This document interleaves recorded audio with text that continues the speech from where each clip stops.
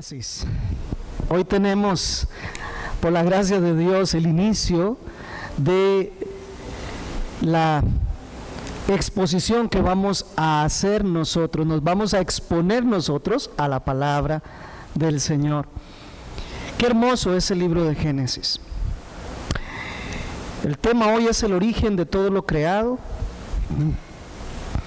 Y mi título simplemente es muy sencillo, es Génesis. Vamos a estar versando y hoy quiero que durante esta oportunidad podamos tener un poco del panorama más amplio posible de Génesis. Evidentemente habrá muchas cosas que quedan fuera, pero que nosotros podamos tener hoy un buen inicio en esta serie del libro de Génesis. Muchas de las grandes inquietudes que presentan hoy los creyentes están dirigidos o centrados en aspectos básicos y fundamentales de la vida cristiana. Vivimos en una generación en donde somos constantemente atacados por el mundo, por supuesto influenciados o influidos por Satanás, en temas de orden moral. Y es abrumador cómo nos tenemos que enfrentar a cuestionamientos que están todos ellos dirigidos a la base de nuestras convicciones cristianas. Y hay una enorme ausencia de respuesta de la iglesia de nuestros días a la demanda que el mundo tiene de respuestas sobre, o de inquietudes, preguntas sobre aspectos básicos y fundamentales. Mientras estuvimos durante muchos años discutiendo sobre temas relacionados con la salvación, relacionados con la soteriología, relacionados con aspectos de reforma, Satanás empezó a atacar las bases, los fundamentos de nosotros como creyentes. Y lo más triste es que la iglesia no ha sabido tener una respuesta correcta de verdaderas convicciones como se exige ante todas estas demandas de nuestra fe. La iglesia necesita definitivamente volver su mirada al primer libro de la Biblia. Es la base, es el libro que genera los cimientos de la fe. Este es el libro que el Señor dejó para que nosotros conociéramos el origen de todo lo que ha sido creado, incluido el hombre, el plan de salvación al mundo entero y tantos otros temas que discurren en la Sagrada Escritura. El libro de Génesis es la base, es el fundamento, es el principio, es donde encontramos el origen y el inicio de todas las cosas y es donde encontramos el inicio de la revelación de Dios. Entonces yo quería que pudiéramos comprender algunas razones, y este va a ser mi primer punto, algunas razones de por qué vamos a Génesis capítulo 1 y versos 1 y 2. Mientras pienso en esto y mientras pensamos en esto, es importante que recordemos de qué se trata el libro completo que nosotros tenemos en nuestras manos, la Escritura. Y pensando en las razones que me llevó a mí como pastor de la iglesia a centrarme en la exposición de Génesis, les comparto. Lo primero es que el libro de Génesis, como todo el Antiguo Testamento, como toda la Escritura, es palabra de Dios. Es decir, cuenta con la autoridad de Dios. Vea lo que dice Jeremías capítulo 23 y versos, voy a leer 28 y 29. Dice así: el profeta que tenga un sueño, que cuente un sueño. Pero el que tenga mi palabra, que hable mi palabra con fidelidad. ¿Qué tiene que ver la paja con el grano? Declara el Señor. No es mi palabra como fuego, declara el Señor, y como martillo que despedaza la roca. La palabra de Dios tiene la autoridad de Dios, tiene el poder de Dios. Y la iglesia está necesitando el poder de Dios hoy en día. No podemos hablar de la palabra de Dios divorciando dos testamentos o disminuyendo la autoridad de uno de sus libros, para ser más exactos, el primero. Hoy es triste, pero existe una inquietante ausencia de predicación del Antiguo Testamento en la iglesia en general. Es apabullante. Usted va a la mayoría de iglesias y discurren sobre el Nuevo Testamento, pero solo sobre el Nuevo Testamento. Y conocemos muy bien a Mateo, a Lucas, a Juan, y cuánto no conocemos de Pablo y toda su doctrina. Y somos expertos en la doctrina que aparece en todo el libro de Romanos. Pero, ¿y qué con el Antiguo Testamento? ¿Sabe? El Antiguo Testamento ocupa el 60% de toda la Escritura. Y si te quedas solo con el Nuevo Testamento, te estás quedando con solo el 40% de lo que Dios ha dicho. Te estás perdiendo la mayor parte de la historia.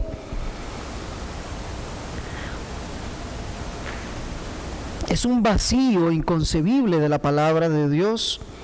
No nos damos cuenta que hay una continuidad entre el Antiguo y el Nuevo Testamento y que hay muchas cosas que no vas a entender si solo lees la parte final.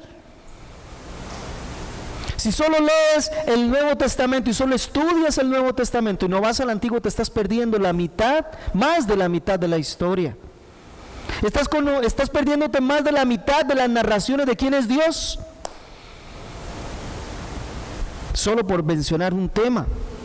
Ahora, Génesis en particular es el libro que nos da los inicios, los fundamentos, las bases, el origen de todas las cosas que han sido creadas. Entre todas las cosas que han sido creadas está el hombre y el propósito del hombre. Está el inicio del plan de salvación. Pero además de enseñar lo que ha sido creado, Génesis nos enseña quién es Dios. Y desde el principio comienza con el gran tema de Dios. Entonces, amados hermanos, es necesario predicar Génesis porque es parte de la palabra autoritativa, poderosa de Dios. Es la revelación dada por Dios. El autor original fue Él. Él fue el que escogió, llamó y capacitó a quien escribió el Génesis, todo el Pentateuco, todo el Antiguo Testamento. Como lo hizo también con los hombres del Nuevo Testamento. ¿Recuerdan el famoso texto de Segunda de Timoteo capítulo 3 verso 16? Vamos ahí un momento. Segunda de Timoteo capítulo 3 y verso 16. Es Pablo quien está escribiendo a Timoteo, es el pastor designado a la iglesia de Éfeso, y le está dando instrucciones acerca de la iglesia. Instrucciones pasó en toda la primera carta y en la segunda continúa. Y le dice de la siguiente manera en el capítulo 3, verso 16: toda escritura es inspirada por Dios. Mire qué frase: toda escritura es inspirada por Dios. Sí, y después dice: y útil para enseñar, para corregir, para redarguir y para instruir en justicia. Nos dice para qué es útil, pero le dice: toda la escritura es inspirada por Dios. Ahora yo quiero que entendamos algo. Tradicionalmente nosotros comprendemos que esto se refiere a todos los libros, desde Génesis hasta Apocalipsis. Pero cuando Pablo le escribe a Timoteo, no estaba escrito el Nuevo Testamento. Así que cuando Pablo le dice toda la escritura, Pablo se está refiriendo exclusivamente al Antiguo Testamento. Y es a él al que hace referencia cuando dice toda la escritura es inspirada por Dios. Génesis, dentro de todos los libros, es uno de los libros inspirados por Dios. Y Génesis es útil para 4 funciones que nos habla ahí. Esas 4 funciones son enseñar, reprender, corregir e instruir en justicia. Allí es donde comienza el proceso. Desde allí la utilidad. Reitero, no nos podemos cansar de estar escuchando esto. Toda la Biblia representa una unidad. Si bien son libros separados, 66 en total, todos son una unidad y tienen una narrativa que le podemos llamar supranarrativa o metanarrativa general. Y tenemos que conocer de qué habla la Biblia. Si alguien allá afuera te pregunta y te dice, dígame una cosa, usted que va a la iglesia y que lee la Biblia, ¿puede decirme de qué habla la Biblia? ¿Qué le responderías? ¿Cuál es el gran tema de la Biblia? ¿De qué se trata la Biblia?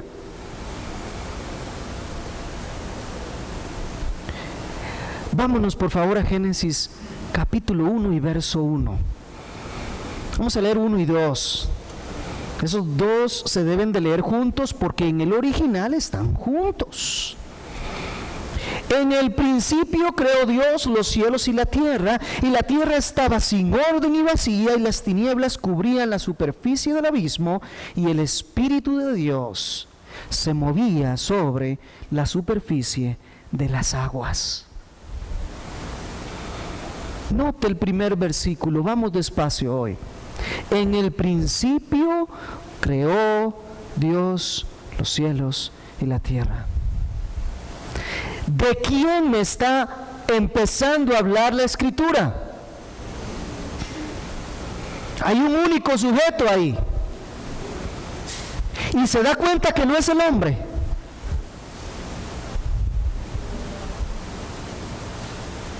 Se da cuenta que no se trata la historia de usted ni de mí. No se trata de nosotros. Se trata de Dios. Nos habla cuándo hizo Dios, cuándo creó Dios. La meta narrativa de toda la Escritura es que ella nos habla de Dios. Así comienza y termina, por cierto, con Dios también. Es de Dios de que se trata y de su gloria. Él comienza a revelar su gloria ahí. ¿Cómo? En el principio creó, comenzó a mostrar su gloria.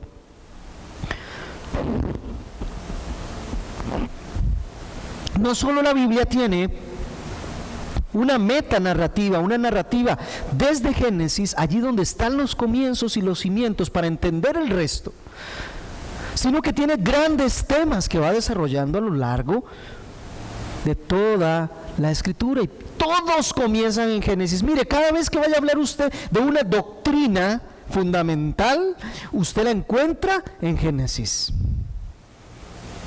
Vamos a hablar del plan de salvación, lo encontramos en Génesis. Vamos a hablar de la familia, lo encontramos en Génesis. Vamos a hablar de economía, lo encontramos en Génesis. Allí está la base, el germen, el inicio, el origen de todas las demás doctrinas, temáticas que toca la Escritura. La santidad de Dios la vemos ahí, la comunión con Dios la vemos ahí, el reino de Dios que Cristo vino a decir, que el reino de Dios se ha acercado, comenzó en Génesis. Él aparece reinando, ¿no es cierto? El gran pacto que Jeremías nos dirá en el capítulo 31, el pacto nuevo es prometido en Génesis. ¿Y por qué el ser humano está en la condición caída que tenemos ahora? Está en Génesis. ¿Se da cuenta cómo nosotros no podemos minimizar la importancia del libro de Génesis? Mi primera razón es que es parte de la palabra inspirada de Dios. Mi segunda razón es que Génesis, lo mismo que todo el Antiguo Testamento y lo mismo que el Nuevo Testamento, nos conduce directamente a Cristo Jesús. Ahí comienza a mostrarse Jesús. Ahí comienza la humanidad a ver a Cristo. Vea lo que dice Lucas. Vamos a Lucas, por favor, capítulo 24. Dos de los discípulos del Señor Jesús, una vez que Él ha resucitado, no estaban muy claros de qué era lo que tenían que hacer. Y ellos van caminando hacia Emaús cuando el Señor les había dicho: vayan a Jerusalén y esperen el descenso del Espíritu Santo. Pero ellos iban para Emaús, iban conversando entre ellos en el camino, y mientras van conversando en el camino se acerca a alguien y comienza a hablar con ellos y les dice: varones, ¿por qué van así cabizbajos y todos preocupados? Y ellos dicen: Jesús, creíamos que era el Rey, creíamos que era el Señor que había de venir. Y lo que estos dos hombres que iban caminando no se dan cuenta es que el que se acercó a hablar con ellos era precisamente Jesús, que había resucitado. Y le dice, y ve lo que dice, nos narra Lucas en el verso 25 del capítulo 24. Entonces Jesús les dijo: oh insensatos y tardos de corazón para creer todo lo que los profetas han dicho. ¿No era necesario que el Cristo padeciera todas estas cosas y entrara en su gloria?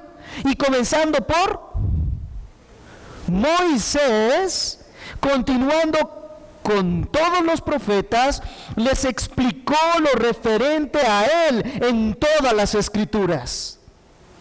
Comenzando por Moisés, y precisamente ¿quién escribió el libro de Génesis?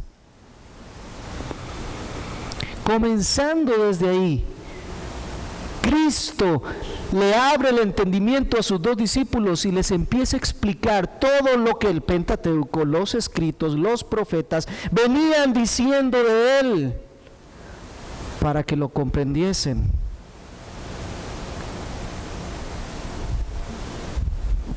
Estos dos discípulos, a donde iba, llegan, y Jesús hace como que va a seguir con ellos, pero ellos lo llaman y Él les sigue hablando, y se sientan a la mesa y parten el pan, y en el momento que parten el pan, ellos reconocen que es Jesús, pero Jesús se va de ellos y comprenden: debemos regresar a Jerusalén. Vámonos para Jerusalén. Regresan a Jerusalén, se unen con los demás, y cuando están unidos, vuelve Cristo el Señor a aparecerse. Verso 44, ahí donde estamos, de Lucas 24, verso 44. Y Él les dijo: esto es lo que yo os decía cuando todavía estaba con vosotros, que era necesario que se cumpliera todo lo que sobre mí está escrito en la ley de Moisés, en los profetas y en los salmos. Entonces les abrió la mente para que comprendieran las escrituras. Cristo Jesús mismo nos está diciendo en esta mañana que desde Génesis, desde la ley de Moisés, pasando por los profetas y los salmos los entendían los judíos como todos los escritos históricos, y toda la poesía y demás. En todo el Antiguo Testamento se habla de Cristo Jesús.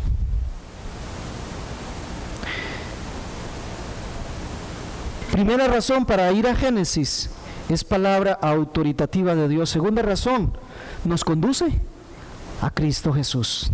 Esa es la gran historia de salvación a la humanidad en Cristo Jesús. Comienza en Génesis. No separemos lo que no debe estar separado. Pedro lo comprendió también, que cuando vino el Espíritu Santo allá en Hechos capítulo 2, él se levanta y comienza a predicar, y en su sermón él cita los salmos, él cita los profetas, y además en el capítulo 3, donde sigue su sermón, habla acerca de Abraham, de Isaac y de Jacob. Todos estos contenidos en Génesis. Génesis es vital. Hay un fenómeno sumamente interesante. Cuando Pedro predica su primer sermón, el primer sermón de la iglesia, nos dice el texto que se convirtieron 3,000 personas. Y en su segundo sermón, que fue prácticamente una repetición del primero, se convirtieron 5,000 personas. Tú dices: wow, qué evangelista. Pero un momento, ¿a quién le estaba hablando Pedro?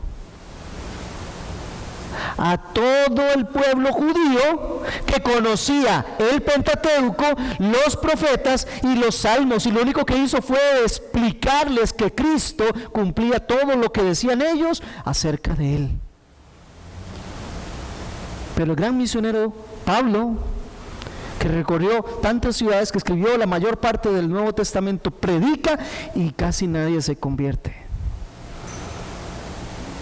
Porque le está predicando a gente que nunca ha escuchado acerca de ese Mesías, acerca de ese Dios y acerca de esa salvación. ¿Y qué tiene que hacer Pablo? Comenzar desde Génesis para poder explicarles a todos y comprender qué significa que Cristo sea el Mesías y que ellos necesitan la salvación en Cristo Jesús.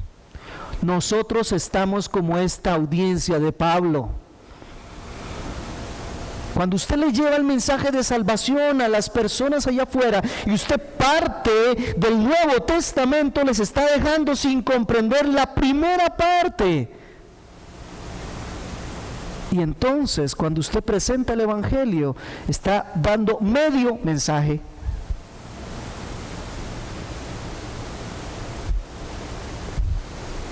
Ahora entendemos por qué muchas veces no somos tan efectivos. Fue Jesús quien dijo en Juan capítulo 5, verso 39, escudriñad las Escrituras, porque ustedes creen que ahí está la vida eterna y ellas son las que dan testimonio de mí, dice Cristo Jesús. ¿A qué Escritura se refería? Todo el Antiguo Testamento, comenzando desde Moisés. Pero una tercera razón para no llenar esto de muchas razones. Primero, es parte de la palabra autoritativa de Dios. Segundo, nos conduce a Cristo Jesús. Tercero, Génesis expone los temas esenciales de la vida del hombre. Los temas profundos y esenciales están expuestos y bien especificados en el libro de Génesis. ¿Sabe? En nuestros días ha escaseado la palabra de Dios. Hay muchas congregaciones, aún se llaman iglesias, pero no se expone la palabra de Dios. Y todavía más si hablamos del Antiguo Testamento, y todavía más si hablamos de Génesis. Tristemente, pueden pasar meses en una iglesia, años en una iglesia, y nunca te dan un sermón de Génesis. Y después te preguntas por qué la gente no tiene respuestas para las inquietudes básicas de la vida.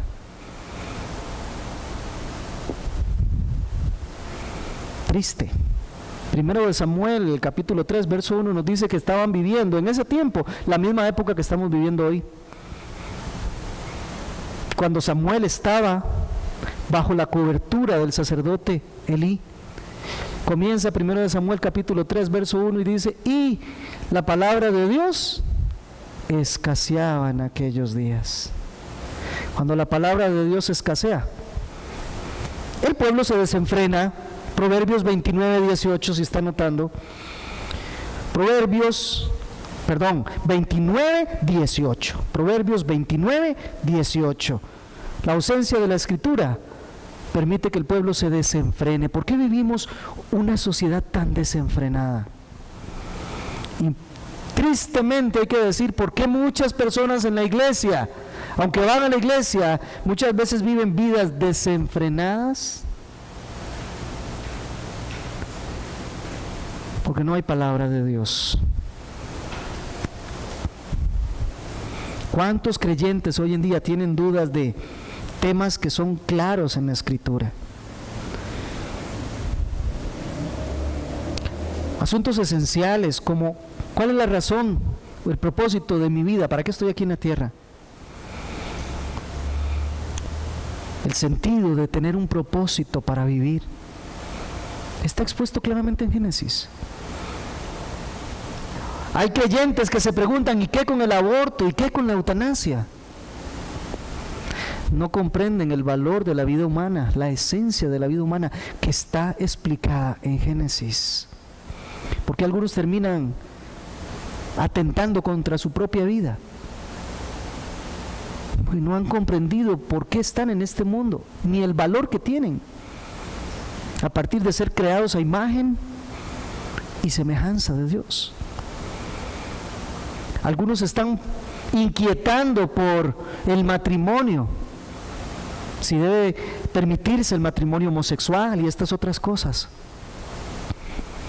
En Génesis se nos explica la naturaleza del matrimonio.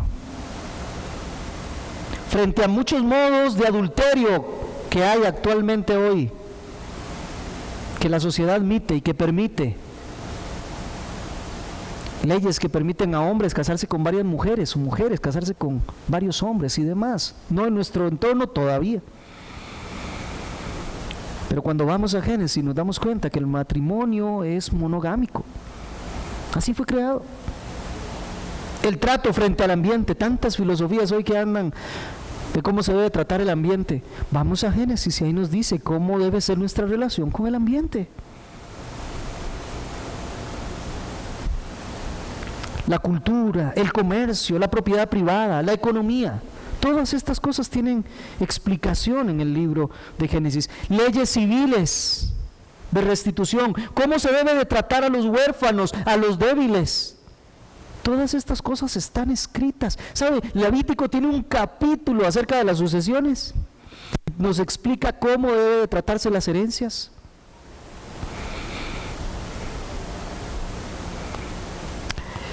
La adoración en el templo, la alabanza a Dios, el día de reposo, los diezmos y las ofrendas, todas estas cosas tienen respuesta allí en Génesis.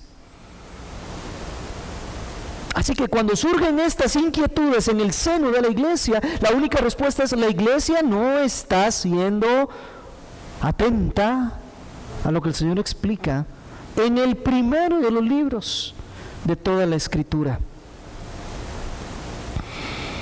Existe una gran carencia de respuestas. Es urgente tomar conciencia de la necesidad de atender la palabra de Dios y sobre todo revisar los fundamentos de la fe.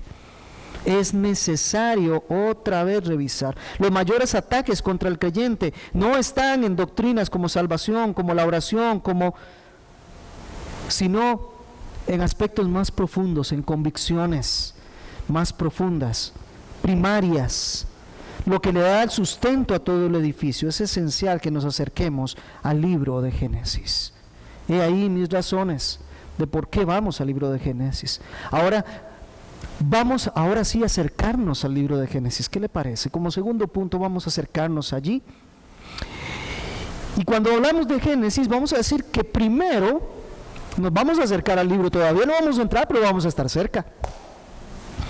Génesis es parte de un grupo de libros, Génesis junto con los 4 siguientes, que se les denomina el Pentateuco.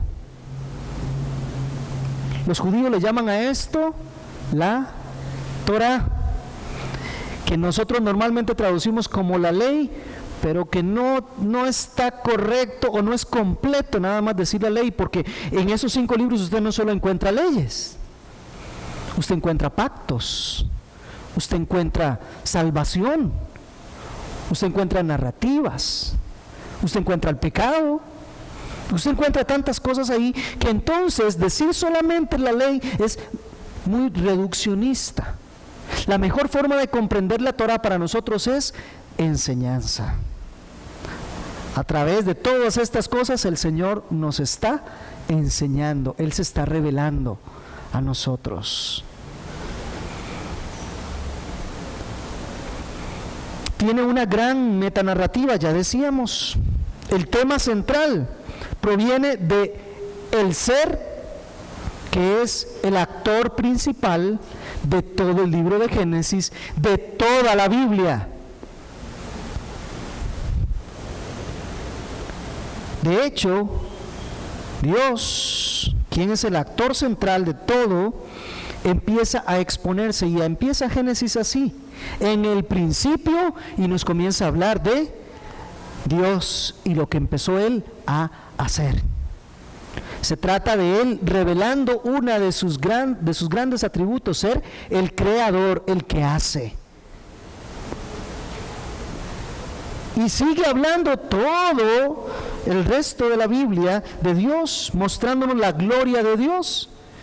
Y una forma muy particular en que Él ha querido mostrar su gloria es en la salvación de la humanidad a través de Cristo Jesús. Dentro de esta narrativa completa de libro a libro, desde el primero al último, el plan de salvación al hombre es Cristo Jesús. Todo se dirige a su persona, todo se dirige a su obra.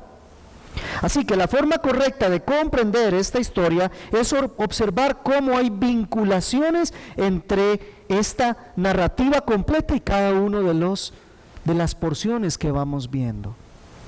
Es erróneo cuando nosotros solamente queremos aprender algunas pequeñas historias y saber algunas pequeñas cosas ahí de Génesis. No, vayamos relacionando todo con la dirección que Dios le dio a la Escritura. Necesitamos irlo leyendo desde el enfoque del Evangelio de Jesucristo como plan de salvación para la humanidad, y esto para la gloria de Dios. Génesis nos narra eventos y nos narra experiencias de cómo Dios va desarrollando esto. Muy bien.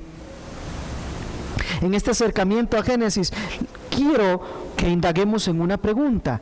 Antes de Génesis 1:1, ¿había algo? Antes de llegar a Génesis 1:1, que es en el principio creó Dios los cielos y la tierra, la Biblia nos narra de algunas cosas que ocurrieron antes.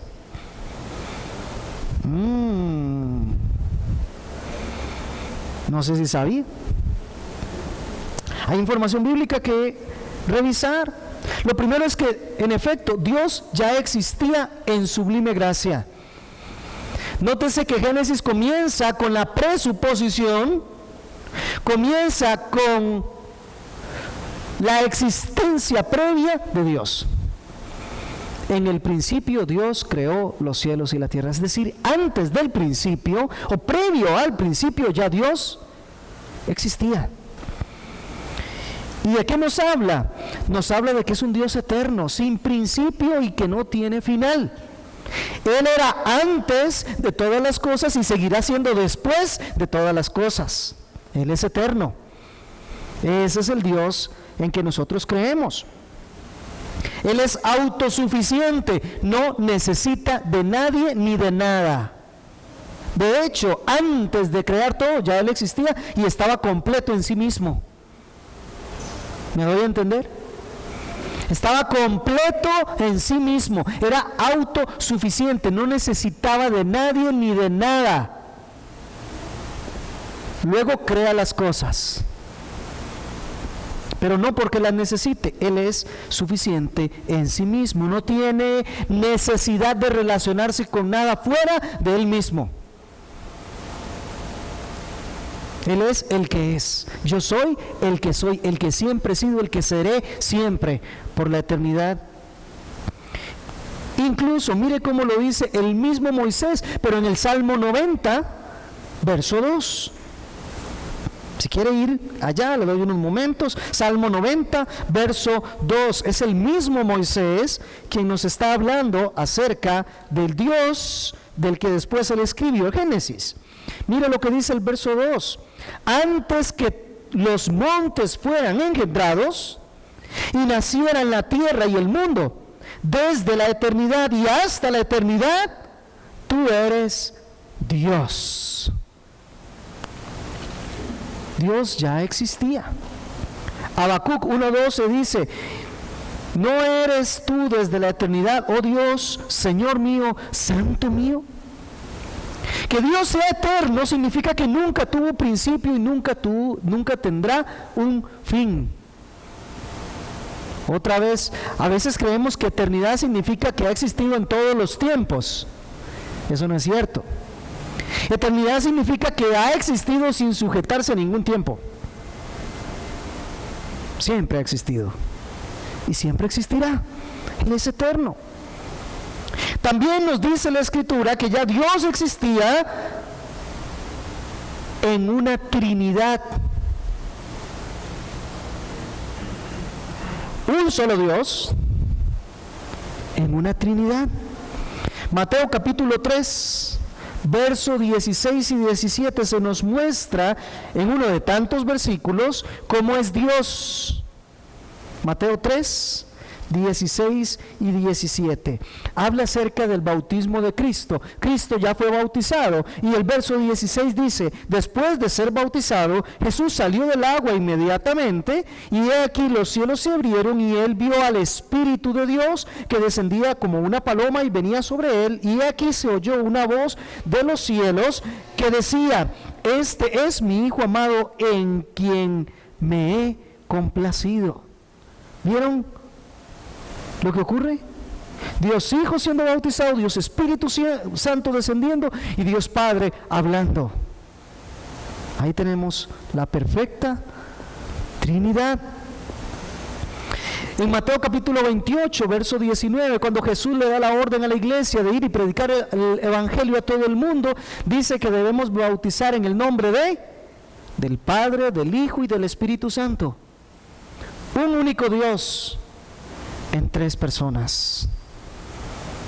Así es como ha existido Dios eternamente y para siempre.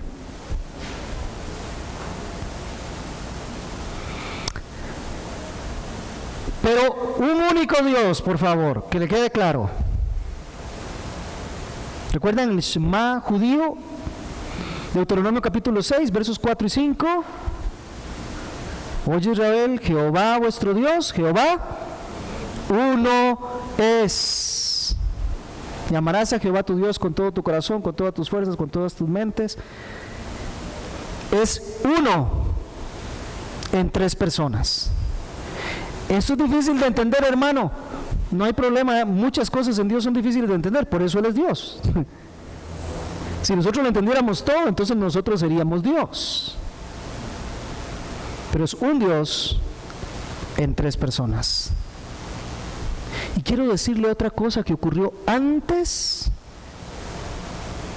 del principio. Antes del principio se definió el plan de redención para la humanidad.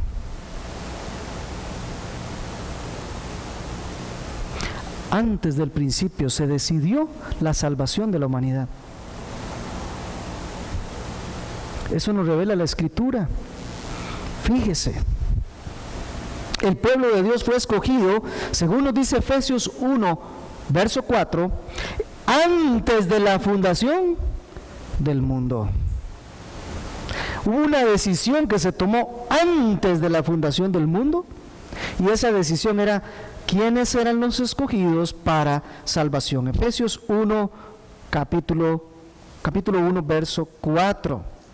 Dice de la siguiente manera, bueno, desde el verso 3: bendito sea el Dios y Padre de nuestro Señor Jesucristo, que nos bendijo con toda bendición espiritual en los lugares celestiales en Cristo. Ahora sí, verso 4: según nos escogió en Él antes de la fundación del mundo, para que fuésemos santos y sin mancha delante de Él. En amor. Nos predestinó y todas las otras cosas, pero la elección fue antes de fundar el mundo.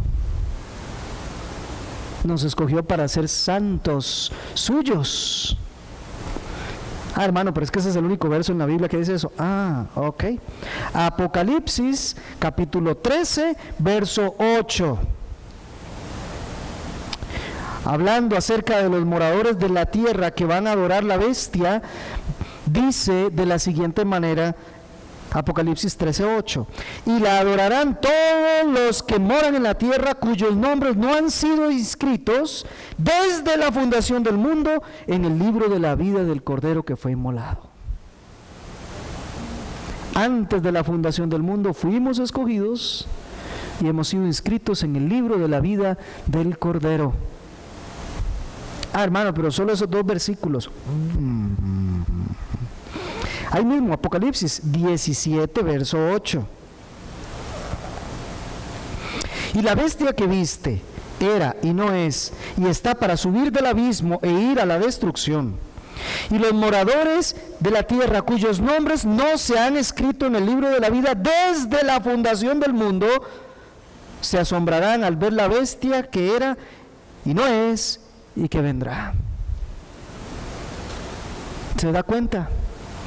antes de la fundación del mundo, o desde la fundación del mundo, ya nosotros estábamos inscritos en el libro de la vida del Cordero, ya habíamos sido escogidos, elegidos para nuestro Dios, para ser linaje santo a Él. Esa elección ocurrió antes. Dios planeó estas cosas. Jesús nos dice en Mateo 25:34, refiriéndose al tiempo en que Él va a separar a los de la derecha y la izquierda, dice: entonces el rey dirá a los de su derecha: venid, benditos de mi Padre, heredad el reino preparado para vosotros desde la fundación del mundo. Es que la Biblia nos lo dice una y otra vez, porque sabía que somos tardos para entender. La redención de la humanidad, de los que han de ser salvos, fue definida desde antes de la fundación del mundo.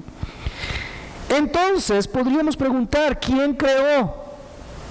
Creó Dios Padre, Génesis 1:1 y otros cuantos versos más. Ahí estaba el Hijo, Juan capítulo 1, versos del 1 al 3. En el principio era el verbo era con Dios y el verbo era Dios. Colosenses 1:16, Hebreos 1:2 nos habla de que todo fue creado por Él, para Él, y todo es de Él. Y también ahí estaba el Espíritu Santo, nos dice Génesis 1:2, y el Espíritu de Dios se movía sobre la faz de las aguas. Ahí estaba Dios. Ahora sí, habíamos estado esperando entrar a Génesis. Vamos a dejar esas referencias por ahí y entremos a Génesis. Mire lo que dice Génesis 1:1 y 1:2. En el principio creó Dios los cielos y la tierra. Y la tierra estaba sin orden y vacía. Y las tinieblas cubrían la superficie del abismo. Y el Espíritu de Dios se movía sobre la superficie de las aguas. Descripción sencilla, no hay nada complejo en esa descripción. No se está escribiendo un libro de geología, se está escribiendo la revelación de Dios mismo a la humanidad. De tal manera que no hay que ponerse a especular y a encontrar inconformidades, porque no las vas a hallar nunca. Es tan sencillo y tan claro como que en el principio creó Dios los cielos y la tierra estaba sin orden y vacía. Así fue como fue creada. Y las tinieblas cubrían la superficie del abismo. Y el Espíritu de Dios se movía sobre las aguas. El libro de Génesis es el libro más importante de la Biblia. El propósito, dice el doctor Carballosa, es grabar profunda e indeleblemente la convicción de que el único Dios creó todas las cosas. Esa es la convicción. Hay un único Dios, no hay más dioses, solo hay uno. Un único Dios vivo y verdadero, y Él creó todas las cosas. La intención de Génesis es que eso quede claro en tu corazón y en tu mente. Quien acepta esto con todo su corazón y toda su mente, ya está dispuesto, inició el proceso de desechar todo lo que había creído antes para comenzar en el principio. Así que te invito, si no lo has hecho, a que lo haga. Sigue diciendo el profesor Carballosa respecto a Génesis: en él encontramos el comienzo de todo excepto de Dios. El tema central de Génesis es Dios, el protagonista por excelencia de todo el libro. Todo gira en torno a Él como soberano y eterno Dios sobre todas las cosas. Juan Calvino dice: la intención de Moisés al iniciar su libro con la creación del mundo es hacer que Dios sea visible, por así decirlo, a través de sus obras. Sabemos que Dios es espíritu, ¿no es cierto? Y a Dios nadie le vio jamás. Pero las cosas que Él ha creado nos hace comprender que Él existe y cómo es Él. Hace un rato cantamos: Señor mi Dios, al contemplar los cielos, el firmamento y las estrellas, al oír tu voz en los potentes truenos. Todas estas cosas nos hacen comprender quién es Dios.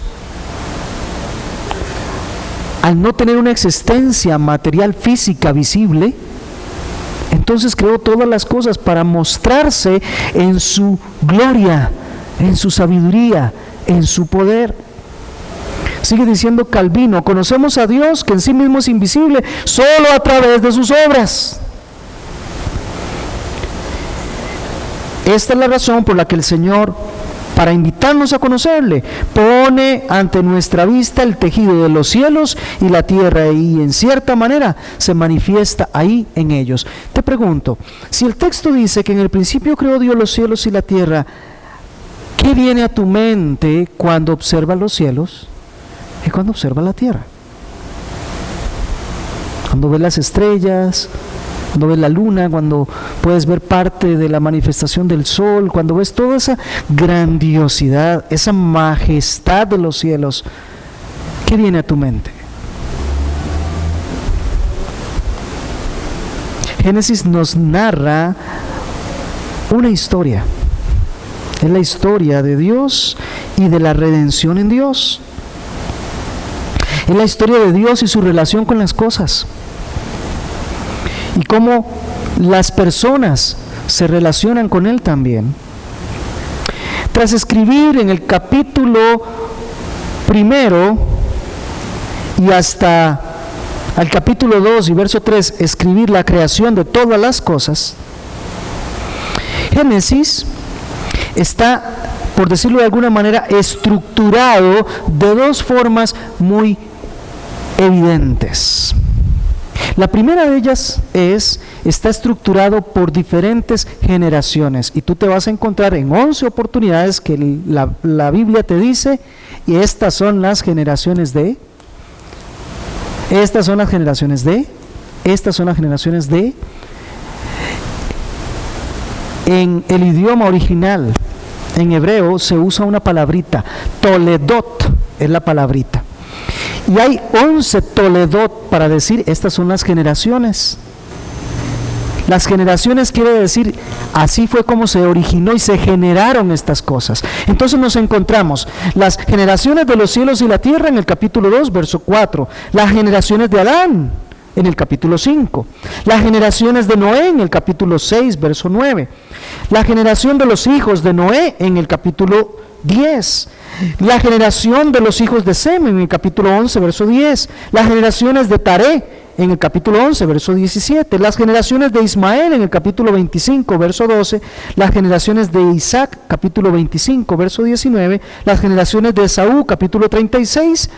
Las generaciones de Edom, capítulo 36, verso 9. Y finalmente las generaciones de Jacob, a partir del capítulo 37 y hasta el final. Si quieres ir a subrayar al final conmigo, nada más conversamos y le doy la lista, y usted se va a encontrar que en todos esos pasajes dice generaciones de, el libro de las generaciones de, las generaciones de. Entonces ya tiene, Génesis ya tiene una división marcada por generaciones. De los cielos, de la tierra, de Adán, de Sem, de todos. Ok. Pero también hay otra división natural, y yo creo que con esta te vas a sentir más cómodo y la vas a captar mejor, porque Génesis se divide o se puede entender en dos partes: capítulo del 1 al 11 y capítulo del 12 al 50. ¿Qué hay en el primer capítulo? Es lo que se conoce como la historia primitiva, o la historia de toda la humanidad. Dios tratando con toda la humanidad. En esta primera parte de los capítulos 1 al 11, nosotros encontramos 4 eventos principales. 1, la creación, capítulos 1 y 2. Otro evento, la caída, capítulos 3, 4 y 5. El pecado, la caída, la entrada del pecado. Número 3, tenemos el juicio de Dios, el gran diluvio. Capítulos del 6 hasta el 9. Y finalmente tenemos la rebelión del hombre en el capítulo 10 y 11, la Torre de Babel. Esos son los 4 grandes eventos de esta primera sección de Génesis, de la historia general de la humanidad. Pero sucede un cambio muy interesante a partir del capítulo 12. Dios deja de tratar con la humanidad en general, ya la creó, luego pecó, luego la juzga, pero la humanidad vuelve a rebelarse saliendo del arca. Entonces ahora Dios hace un cambio y ya no trabaja con la humanidad en su totalidad, en su generalidad, sino que llama a un hombre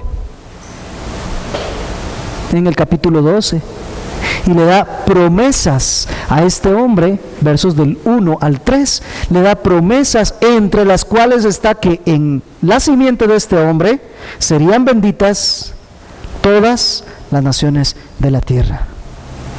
Dios trata nuevamente con toda la humanidad, pero a partir de un hombre y de su descendencia, hasta encontrar la simiente bendita, aquel que murió en la cruz del Calvario para la bendición de todas las naciones de la tierra. Es la forma en que Dios ha operado. Te decía, del capítulo 1 al 11, la historia general de la humanidad, 4 eventos. Y del capítulo 12 hasta el capítulo 50, la historia con un hombre y su descendencia. Y aquí no son 4 eventos, aquí son 4 vidas. La vida de ese hombre, Abraham, que va del capítulo 12 hasta el capítulo 25. Verso 18. Después la vida de Isaac, capítulo 25, verso 19 hasta el capítulo 27. Después la vida de Jacob, capítulos del 28 al 36. Y finalmente la vida de José, capítulo del 37 hasta terminar con el 50. Repaso. 2 partes del 1 al 11, del 12 al 50, 4 eventos: creación, caída, juicio, rebelión. Y la otra porción, 4 personas: Abraham, Isaac, Jacob, José. Ya tenemos un panorama un poco más cercano de Génesis. Moisés registró solo lo que era importante para el propósito del libro. Otra vez, solo lo que contribuye al propósito del autor fue lo que se incluyó. Ahí no vas a encontrar las respuestas a todas tus preguntas. Ahí vas a encontrar lo que es necesario para los propósitos de revelación de Dios.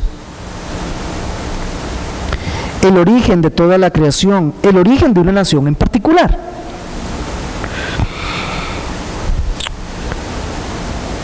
Si tomamos en términos de historia, ¿qué ocurrió? Dios creó todas las cosas y creó al ser humano. El ser humano cae en pecado. Dios viene, juzga al ser humano. El ser humano se rebela contra Dios.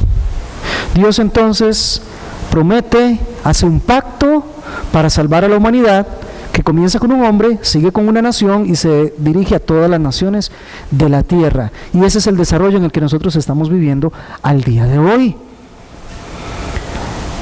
Es decir, que Génesis nos explica dónde nace la maldición, dónde nace el estado actual de las cosas. Capítulo 3, versos 11, 17 y capítulo 4, verso 11. Pero con el pacto de Adán, aquello que fue maldito ahora es bendito. Se recibe la bendición a través de Adán. El gran pastor y autor G. Campbell Morgan diría que la historia se trata así: generación, Dios generó todo; Degeneración, el ser humano se degenera. Y luego viene regeneración. Dios vuelve a hacer todas las cosas. Y no es interesante. ¿Sabes qué? Vamos a hacer un pequeño paralelismo entre lo que nos dice los primeros capítulos de Génesis y lo que nos dice los últimos dos capítulos o los últimos capítulos de Apocalipsis. Mire qué paralelismo más interesante. En Génesis vemos los primeros cielos y la tierra, y en Apocalipsis vemos los nuevos cielos y la nueva tierra. Mire, en Génesis vemos el primer jardín y el árbol de la vida que fue resguardado. En Apocalipsis vemos la nueva ciudad, ya no solo jardín, una nueva ciudad y el árbol de la vida dispuesto para todo el que desee. En Génesis vemos el primer matrimonio. En Apocalipsis vemos el último matrimonio, Cristo y su iglesia. En Génesis, Satanás tentó a Eva. En Apocalipsis, Satanás es echado al horno de fuego ardiendo. Y no nos acordamos más de él nunca. En Génesis, la muerte entró en escena. En Apocalipsis ya no habrá más muerte. En Génesis se construyó Babilonia para la honra del hombre. En Apocalipsis, Babilonia es totalmente destruida. Todo este humanismo que tenemos tan elevado en nuestros días es completamente destruido en Apocalipsis, porque el que tiene que ocupar el primer lugar y el único lugar siempre es nuestro Dios y nadie más. En Génesis se promete un redentor, una simiente. En Apocalipsis el Redentor ya está reinando y todos estamos con Él. ¿Se da cuenta cómo funciona? El Señor creó todas las cosas, nosotros degeneramos las cosas y el Señor las hace de nuevo. Y eso pasa con la vida de nosotros. Una vez que venimos a Cristo, ¿qué nos dice la Escritura? ¿Que somos? ¿Que somos? Es lo que el Señor está haciendo, una nueva creación. Aquí comenzó, nosotros en la iglesia somos esos primeros creados de su reino eterno. El día que Él venga nos va a recoger a todos para reinar eternamente con Él en su ciudad. Tendremos acceso a su árbol, no habrá más llanto, ni más tristeza, ni dolor, ni habrá muerte, no estará Satanás, no habrá la intención del ser humano de querer levantarse y independizarse de Dios, nada de eso habrá. ¿Por qué? Porque va a ser retirada por completo la maldición y la degeneración del hombre. Y viene la pregunta, Génesis 1, 1 y 2, ¿cuándo fue escrito? ¿Por qué se escribió? ¿Cuál fue el propósito para escribir Génesis? Y particularmente eso, de Dios creando todas las cosas. Es esencial que siempre nosotros preguntemos esto al texto. ¿Cuándo fue escrito? ¿Por qué se escribió? ¿Cuál es el propósito? Necesitamos entender lo que significó para la primera audiencia y entonces ahí encontramos las enseñanzas para nosotros. Así funciona. Cada vez que vayas al texto, estudia qué significó para ellos primero y entonces encuentras qué va a significar para nosotros hoy. Y esa es la intención que nosotros tenemos. El título del libro, Génesis, es una palabra en hebreo, es Bereshit. ¿Y qué es lo que dónde la encontramos? Justamente la encontramos en el primer versículo y como primera palabra. Bereshit bara Elohim. En el principio creó Dios. Así que Génesis tiene por título su primera palabra, y así sucede con casi todos los libros de la Biblia. Nosotros lo traducimos como el principio. Y junto con los otros 4 libros, ya decíamos, forma el Pentateuco de Moisés. El cristianismo histórico siempre ha entendido que el autor del libro de Génesis es Moisés. Hoy tenemos una sección de teólogos liberales que se han inventado algo que se llama la alta crítica, que lo que están haciendo es ver cómo cuestionan todo lo que Dios dice. y han empezado a cuestionar si de verdad Moisés escribió o no escribió todo el Pentateuco, y empiezan las dudas. Y dicen, mire, es que no pudo haber escrito todo el Pentateuco porque el último capítulo de Deuteronomio, el 34, es donde se escribe cómo murió Moisés, y cómo Moisés va a estar escribiendo cómo murió Moisés. Y empiezan a inventarse una serie de teorías, y la teoría documental y todas estas cosas. Mire, es cierto, alguien tuvo que haber escrito cómo murió Moisés, porque no puede haber escrito Moisés, aunque Dios pudo haberle revelado a Moisés cómo iba a morir. Pero fuera de ahí, todo nos dice que fue Moisés el que escribió los 5 libros. Mire, ¿y cómo está usted tan seguro que fue Moisés? Vamos, si baja un ángel del cielo y me dice que fue Moisés el que lo escribió, ¿le creeríamos? ¿Verdad que sí? Ahora resulta que quien bajó de los cielos fue Cristo el Señor, y cada vez que él hizo referencias a la ley, fue a la ley de Moisés, escrita por Moisés. ¿Necesitas otra autoridad? Ya no es. Pero aún te abono, todos los profetas se referían a la ley de Moisés o a la ley que escribió Moisés. Lo hicieron los profetas. Los salmistas, cuando hablan de que la ley de Jehová es perfecta, se están refiriendo a la ley de Moisés. Así que no hay duda para nosotros, los que nos apegamos a la revelación de la Escritura, los que nos apegamos a lo que Dios ha dicho, de que Moisés fue su escritor. ¿Cómo obtuvo Moisés esta información? Porque no estaba ya en el principio. De hecho, Moisés, lo vemos, ¿sabe dónde lo vemos apareciendo? Empezando el segundo libro, Éxodo. Ahí es donde aparece Moisés, donde nace, ¿se acuerdan? Entonces la pregunta es, ¿y cómo supo todo el primer libro? Él no estaba cuando se crearon los cielos y la tierra para saber que Dios creó los cielos y la tierra. Ah, qué buena pregunta. No son pocas las oportunidades que usted logra escuchar a Dios decirle a Moisés, escribe en un libro lo que te voy a decir. Escribe en un libro lo que has visto. Escribe en un libro, y Moisés estaba escribiendo en un libro lo que Dios le estaba diciendo. Fue su revelación.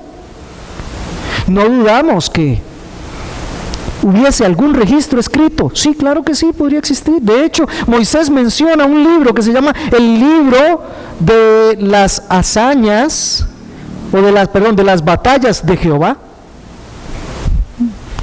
Allá está en Números 21:14. Él pudo tomar referencias escritas, claro que sí, pero hay otra cosa, la tradición oral que habían mantenido aquellos que venían de la simiente de la mujer. Ellos habían mantenido una tradición oral a la cual tuvo acceso Moisés para poner después por escrito todas las cosas. No olvide que Moisés había sido instruido en todas las ciencias de los egipcios.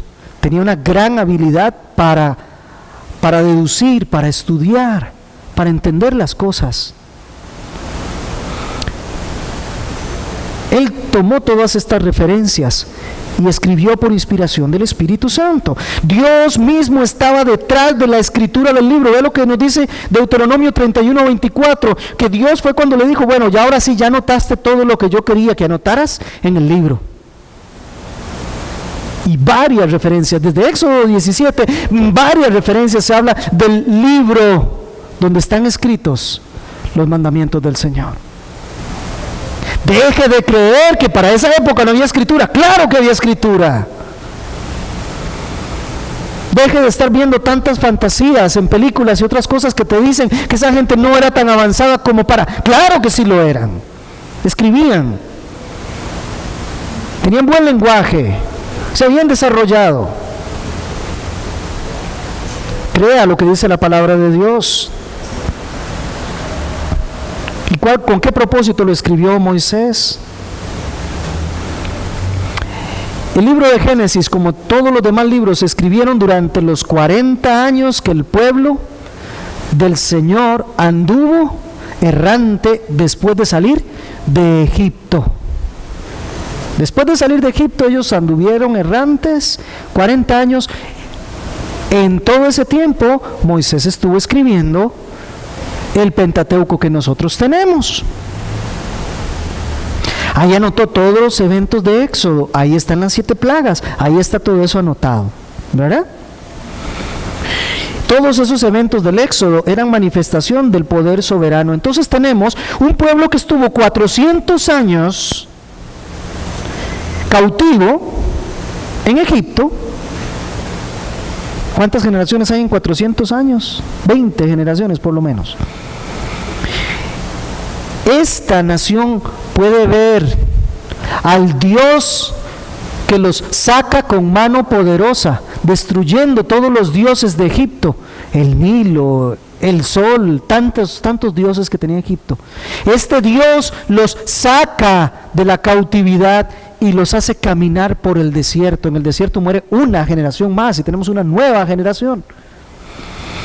Estas personas llegan, por ejemplo, al Sinaí y se preguntan, ¿quién es ese Dios que nos sacó? ¿Quién es ese Dios que hizo maravillas? Que echó al fondo del mar a los egipcios que nos perseguían los carros del faraón. ¿Quién es ese Dios que nos da agua de la roca? ¿Quién es ese Dios que nos hace llover pan todos los días? ¿Quién es ese Dios que hace que nuestros vestidos durante 40 años no se hayan roto, no se hayan dañado? ¿Quién es ese Dios? La respuesta se llama el libro de Génesis. Ahí se explica quién es ese Dios. Cuando alguien viene a la fe y el Señor lo ha salvado, no tiene la menor idea de lo que le pasó. Sabe que algo pasó, sabe que ya no piensa como antes, sabe que ya no siente lo mismo que antes, sabe que algo cambió, pero no tiene la menor idea de qué pasó ni quién lo hizo por él. Él cree que por una oración que hizo y porque pasó adelante, ahora es una persona nueva. Pero no tiene la menor idea de lo que está pasando. Por eso aquí, en esta iglesia, cuando damos el curso de membresía, el primer curso es enseñar a la gente qué fue lo que pasó. Para que conozca la gloria de Dios y la soberanía de Dios en la elección y haber atraído a esa persona a Él. Bueno, esta gente, 400 años de estar adorando dioses en Egipto, y los dioses de los cananeos y de los eneos y de todos esos que andaban ahí, ellos se acostumbraron a adorar diferentes dioses, tanto es así que cuando sube Moisés a recoger la ley y baja, ya ellos estaban adorando un Dios que se habían inventado y decían, este Dios fue el que nos sacó de Egipto, un Dios de fundición. Moisés tienes que escribirles para que ellos entiendan quién es el Dios que los sacó de Egipto. Y para eso está escrito el libro de Moisés, el libro de Génesis. Hay un momento muy particular en la historia del pueblo de Israel, cuando ellos están a punto de entrar a la tierra prometida. Ellos están en las llanuras de Moab. Frente a ellos está el Jordán y después del Jordán está Jericó, la primera ciudad que ellos toman. Y ellos están a punto de entrar. Ya Moisés ha escrito toda la ley, ha escrito todos los libros y se siente, les da 5 discursos, repasando otra vez toda la enseñanza. Quedaron registrados como el libro de Deuteronomio, Deuteronomio significa segunda vez que se repasa la ley. Es muy probable que en ese momento él sacara el libro de Génesis, para explicarles a ellos quién era Dios. Y ya que van a entrar a la tierra prometida, esa tierra en Canaán está llena de 7 naciones cananitas y cada uno de ellos tienen diferentes dioses. Y además ustedes vienen de Egipto donde adoraban diferentes dioses. Esta gente es una gran idólatra. Ese pueblo que Dios amó es un pueblo idólatra, pecador, es un pueblo inclinado al mal, es un pueblo inclinado a hacer sus propios dioses. Entonces Moisés tiene que sentarse y explicarles nuevamente estas cosas. ¿Para qué? Número 1, para reorientar la visión que ellos tenían. Miren, a partir de ahora ustedes van a entrar a la tierra prometida y no se van a andar con sus dioses, no van a andar en las costumbres de los demás pueblos, no. Ustedes tienen un único Dios vivo y verdadero que creó todas las cosas. Ese Dios que los amó, ese Dios que los escogió en Abraham, ese Dios que los ha cuidado durante todo este tiempo cuando ustedes no han merecido que sean cuidados, porque se han portado deshonrando y rebelando a Dios, rebelándose a Él. Ese es el Dios que los sigue amando. Ese es el Dios que hizo un pacto con sus padres, con Abraham, con Isaac, con Jacob, con Judá, antes de que ustedes entraran a Egipto. Luego ustedes entraron y se olvidaron de ese Dios y anduvieron cada uno por sus dioses. Y ahora, mientras han caminado en el desierto, ustedes se han acostumbrado a ser adoradores de diferentes dioses y van a entrar a un lugar en donde están llenos de dioses. Comprendan, ustedes no pueden ser como los demás. Ustedes son diferentes. Ustedes fueron elegidos por el Dios eterno de los cielos, el que es santo, el creador de todas las cosas, el único que sí es verdadero Dios. A Él ustedes van a adorar y van a comportarse como Él les ha ordenado, porque ustedes son nación santa. Y Él se sienta y les explica estas cosas. Él está reorientando su visión del mundo a ellos. Les recuerda por qué están ahí, por qué Dios los trajo. Porque tiene un pacto y tiene promesas y Dios las va a cumplir, aunque ellos sean infieles. Más de 2 millones de personas salieron de Egipto. De esos 2 millones de personas que salieron de Egipto, 2 entraron a la tierra prometida. Solo había 2 fieles, pero Dios mantuvo la promesa por 2 fieles.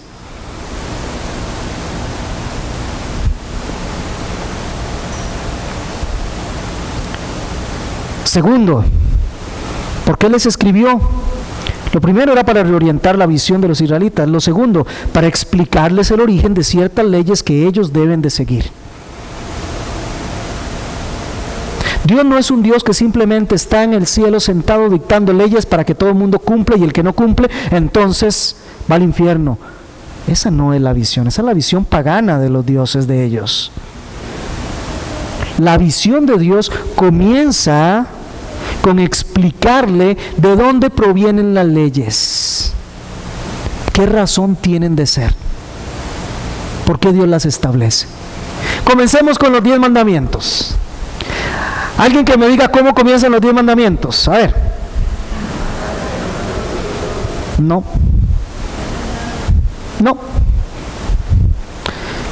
¿Quieres saber cómo comienzan los 10 mandamientos? Vamos a los 10 mandamientos entonces. Vamos ahí a los 10 mandamientos. Ahora usted me va a decir, pastor, usted me da la cita. ¿Cómo que tengo que darle la cita? ¿No sabe dónde están los 10 mandamientos? Éxodo 20, gracias, ¿ve? Éxodo 20, gracias. Vea cómo comienza un cuerpo de leyes, de mandamientos. Vea cómo comienza. Habló Dios todas estas cosas, todas estas palabras diciendo, así comienzan los 10 mandamientos. Yo soy el Señor tu Dios que te saqué de la tierra de Egipto, de casa de servidumbre. Así comienzan los 10 mandamientos.